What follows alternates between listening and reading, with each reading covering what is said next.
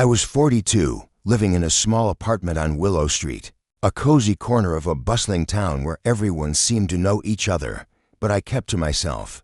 My name is Rachel, and I worked as a librarian, surrounded by books, but often feeling like my own story had stalled.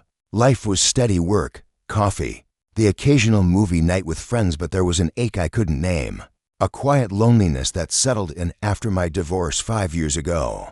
It was a warm June evening, the kind where the air smells of honeysuckle and the sky glows pink. I was walking home from the library, my bag heavy with novels, lost in thought about nothing in particular. Have you ever felt like you're just going through the motions, waiting for something to spark you awake? If you have, hit that subscribe button. This story is about to change everything. 3 blocks from home, I saw her, an old lady, maybe in her 80s, struggling with a grocery bag that had split open, apples and cans rolling across the sidewalk. She looked frail, her silver hair tied in a loose bun, her hands trembling as she tried to gather her things. The street was quiet, no one else around, and something tugged at me. I knelt beside her, offering a smile. "Let me help," I said, picking up a can of soup. Her eyes, a faded blue, met mine, and she nodded, her voice soft but sharp. "Thank you, dear." Not many stopped these days. Her name was Mrs. Evelyn, she said, and she lived in a little house nearby. I offered to carry her groceries home, expecting a quick detour. Her house was a charming but weathered cottage, paint peeling, roses overgrown. She invited me in for tea, but I declined, citing a busy evening. "You're kind, Rachel," she said, her gaze lingering like she saw something I didn't. I brushed it off, wished her well, and went home, the encounter fading into the background of my day. Little did I know, that moment would unravel a secret that would break my heart and rebuild it. If you've ever helped a stranger, did you expect it to change your life? Keep watching, this gets wild. 3 days later, I came home to find an envelope slipped under my door. It was plain, no stamp, just my name, Rachel, in elegant, shaky handwriting. My heart skipped a beat. I wasn't expecting mail, and something about the envelope felt personal, almost heavy. I sat on my couch, the evening light filtering through the blinds, and tore it open.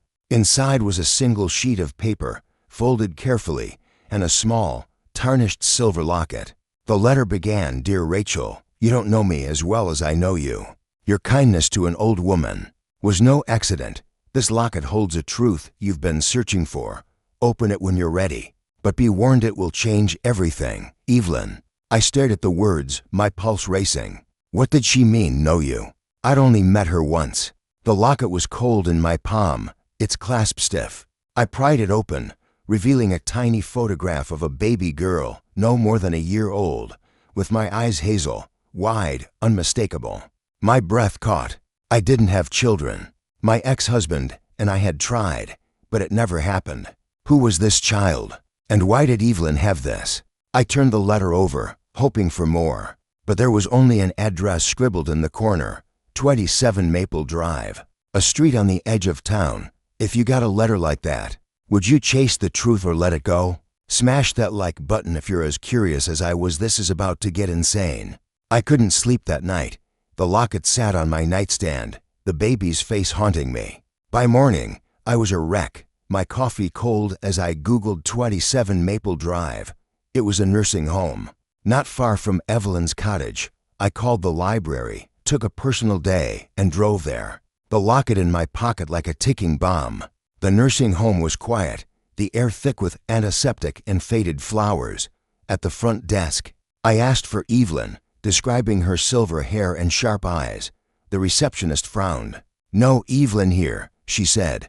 "Maybe you mean Mrs. Harper. She passed away last week." My stomach dropped. Passed away. I'd seen her 3 days ago.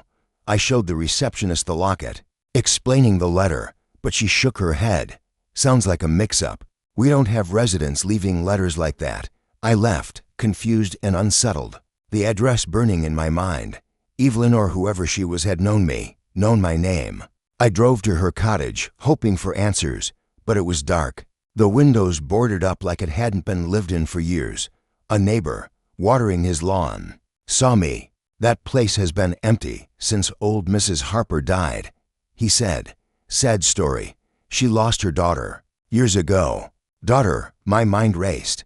Was the baby in the locket her daughter? And why give it to me? I went home, the letter's words echoing, a truth you've been searching for. I wasn't searching for anything, or was I? The loneliness I'd felt, the ache for something more, maybe this was it. Against my better judgment, I decided to dig deeper. I called my friend Sarah, a history buff who loved a good mystery. Rachel, this is creepy, she said, but she agreed to help. She searched public records for Evelyn Harper, finding an obituary from a week ago. Evelyn had no living relatives, but her daughter, Clara, had died in a car accident 20 years ago. No mention of a granddaughter. The locket's photo gnawed at me. I took it to a jeweler, hoping for clues. This is old, he said, peering through a loop, engraved with CE, maybe the owner's initials. C.E. Claire Evans? Evelyn's daughter. I asked him to check the photo. Looks like it was taken in the late 70s, he said. The baby's outfit, the film grain, it's vintage. My heart sank. If the baby was born in the 70s, she'd be in her 40s now, like me. A crazy thought hit me. Was I that baby? No, that was impossible. I knew my parents' mom and dad, who raised me in a suburb 2 hours away. But doubt crept in, a whisper I couldn't ignore. If you started questioning your own past, where would you turn? Comment below. This story's about to take a turn you won't believe. I drove to my parents' house, the locket and letter in my bag. They were retired, living in a quiet cul-de-sac. Over tea, I asked about my childhood, keeping it casual. You were always our miracle, Mom said, smiling. We waited so long for you. But when I showed them the locket, their faces changed. Dad's hand tightened around his mug, and Mom's smile faltered. Where did you get that? She asked, her voice sharp. I told them about Evelyn, the letter, the baby's photo. They exchanged a glance. The kind that hides a secret. It's nothing, Dad said. Probably a prank. But they wouldn't look at me. I pressed, my voice shaking. Am I adopted? The word hung heavy, like a stone dropped in still water. Mom's eyes filled with tears. Rachel, we love you, she said. That's all that matters. But they didn't deny it. They told me a half story about a private adoption, an agency that promised a perfect child. They didn't know the birth mother, didn't ask questions. We just wanted you, Dad said. I left, my world tilting. My parents weren't my parents, not biologically. And Evelyn had known. Back home, I scoured the letter again, focusing on the address 27 Maple Drive. Maybe it wasn't just the nursing home. I searched property records with Sarah's help, finding an old listing for a storage unit at that address, registered to Evelyn Harper. My heart raced. Was this what she meant? I drove there, the locket around my neck like a talisman. The storage facility was a concrete maze, its lights flickering. Unit 12, Evelyn's, was locked with a padlock. I didn't have a key, but the lock was rusted, and a crowbar from my trunk did the trick. Inside was a single box, not unlike the one Evelyn had carried, filled with letters, photos, and a journal. The journal was Clara's, Evelyn's daughter. Its pages told a story that broke my heart. Clara had given birth to a girl in 1979, but she was young, alone, and struggling. Evelyn, strict and grieving. Her own husband pressured Clara to give the baby up. Clara agreed, but the adoption agency wasn't what it seemed. They'd taken the baby me and sold me to my parents, part of a black market ring. Clara had searched for me, but the agency covered its tracks. She died in that car accident, still looking. Evelyn, racked with guilt, had spent years tracking me down, watching from afar. She'd moved to my town, kept her distance, until that night on the sidewalk when she saw her chance to make things right. I sank to the floor, tears streaming. I was Clara's daughter, Evelyn's granddaughter. The locket was mine, a piece of a mother I'd never known. But there was more, a letter in the box, addressed to me, dated the day Evelyn died. Rachel, it read, I'm sorry I couldn't tell you myself. You're my Clara's girl, my blood. The agency is still out there, hiding their crimes. The journal has names, dates, proof. Do what I couldn't. Forgive me. My hands shook. A crime ring? Evelyn had died before she could act, but she'd given me the tools to finish it. If you found out you were part of a secret like this, would you fight or walk away? Keep watching, this is about to get wild. I called Sarah, who connected me with a journalist friend, Mark, who specialized in investigative pieces. This is huge, Rachel, he said, flipping through the journal. These names, politicians, lawyers, they're untouchable. But with this, we can bring them down. I hesitated. Exposing the ring meant exposing my life, my adoption, my pain. But Clara's face in the photos, so like mine, pushed me forward. She died searching for me. I owed her this. Mark and I dug deeper, finding other families through the journal's clues. We met Lisa, adopted in 1980, who'd received a similar locket from an anonymous sender, Evelyn, I realized. Then Michael, adopted in 78, who'd found adoption papers hidden in his attic. We were a network, children, stolen and sold, our lives built on lies. But the ring wasn't gone. One night, my car was followed by a black SUV, its windows tinted. I lost them, but the next day, a note was taped to my door, "Stop, or you'll regret it."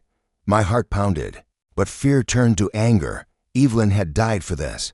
Clara had died for me. Mark published the story, using the journal's evidence to name the ring's leaders. The response was explosive headlines, arrests, families demanding answers. The SUV stopped following me, its owners now in custody. I met with Lisa and Michael, sharing stories of our lost mothers, our stolen pasts.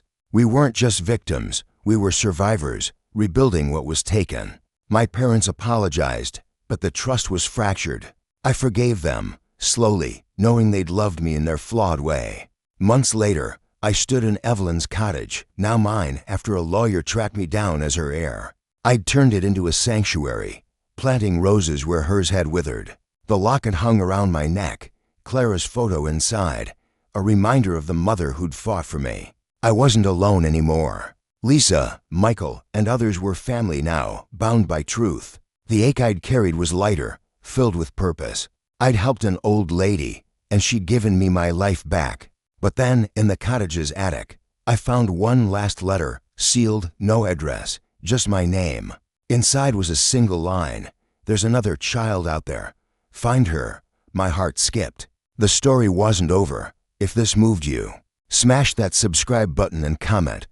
What would you do with a letter like that? Stay tuned for part 2. You won't believe what's next.